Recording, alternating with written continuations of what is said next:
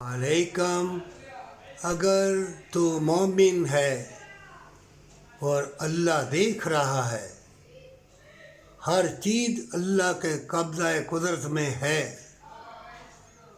और इस छोटी सी ज़िंदगी में बेशक फितने हैं, आग के अंगारे, कदम कदम पर मक्कारी अय्यारी, बेहयाई और ये मिलावट वाली चीज़ें जो इंसान को तबाह बर्बाद कर रही हैं।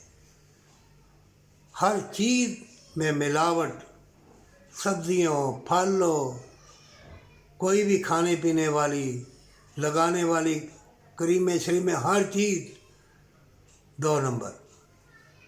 ये क्यों ऐसा? बदकारी के लिए, मक्कारी अय्यारी के लिए, अपने महल बनाने के लिए, और जो जन्नत का महल है, जो अल्लाह की रहमत और तंदुरुस्ती में, मोहब्बत प्यार में है, वो सब भूल गए।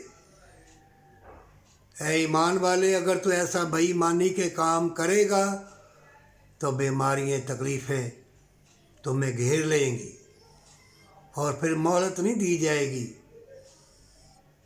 और ऐसी आग लगती अनबुझ कि हर चीज़ तुम्हारे जिस्म में तुम्हें धोखा देगी। इससे पहले कि दरूद इब्राहीम पर, अल्लाह के कलाम बरकत वाले पर 3 मरतबा कुल शरीफ पढ़ने से पूरे कुरान का सवाब है। 5 मरतबा इन्ना आताइना कल कौसर पढ़ने से पूरे कुरान पढ़ने का सवाब है।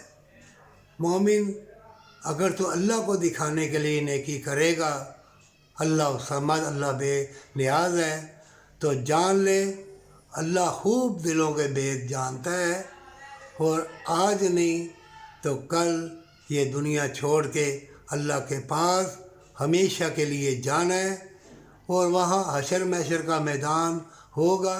क्या जवाब देगा वहाँ?